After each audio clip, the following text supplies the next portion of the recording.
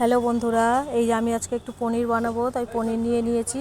আর এটা চিলি পনির করব, সেই জন্য সোয়া সস, ভিনিগার, টমেটো কুচি, পেঁয়াজ কুচি সব নিয়ে নিয়েছি। যে কড়া বসিয়ে দিয়েছি, তেলও গরম হয়ে গেছে। এটা সাদা তেলে করতে হবে। এবার আমি পনিরগুলোকে একটু ভেজে নেব।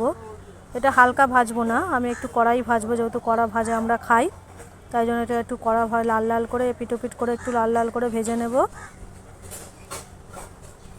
আর কেমন আছেন সবাই বন্ধুরা? আশা করি ভালোই আছেন। আমাদের এদিকে তো বৃষ্টি ফিষ্টি কমই হচ্ছে কলকাতায়, অন্যদিকে তো প্রচুর বৃষ্টি হচ্ছে। যাই হোক, আমি এখানে এবার একটা সস বানাবো, টমেটোর সস, সোয়া সস, এই কর্নফ্লাওয়ার দিয়ে একটা গ্রেভি বানাবো। সেটাকে একটু বানিয়ে নিচ্ছি আগে থেকে।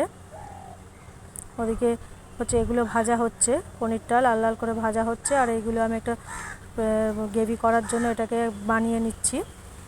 এর মধ্যে একটু সোয়া সসও দেবো, দিয়ে সব গুলিয়ে নিয়েছি, দিয়ে এরকম পাতলা করে নেবো। এটা কড়াই দিলে তখন আবার মোটা হয়ে যাবে।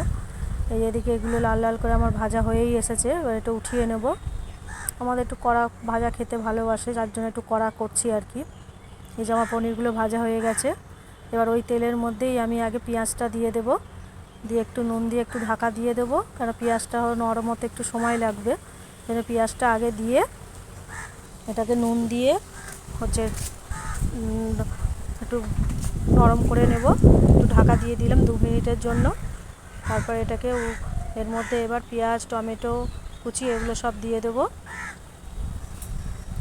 দিয়ে ওগুলো বেশি সময় লাগবে না আর কি নাড়তে, তাই জন্য ওগুলো পরে দিচ্ছে। এগুলো একটু লাল লাল করে, যেই ঢাকা দেওয়া হয় তখনই পেঁয়াজগুলো হচ্ছে একটু ফুলে ওঠে। এবার আমি ওইগুলো সব দিয়ে দিলাম, কাঁচা লঙ্কা চেরা, ক্যাপসিকাম, টমেটো সব ওইগুলোকে কেটে দিয়ে দিলাম এর মধ্যে। দিয়ে এটা একটু আবার ঢেকে দেবো 2 মিনিটের জন্য। এই যে একটু সব নরম হয়ে গেছে। এর মধ্যে এবার রসুন গ্রেট করা, পেঁয়াজ গ্রেট করা, এগুলো বাটা দেবো না, একটু গ্রেট করে দিলে ওর মধ্যে স্বাদটা ভালো হয়। আর নাহলে বাটা দিলে একটা কেমন গ্রেভিটা একটু লাগে আর কি, যার জন্য এগুলো গ্রেট করে সবের মধ্যে দিয়ে দিয়েছি। এবার লাস্টে হচ্ছে পনিরগুলো আবার এর মধ্যে দিয়ে দিলাম, দিয়ে একটু নেড়েচেড়ে ওর সাথে মিশিয়ে নিচ্ছি।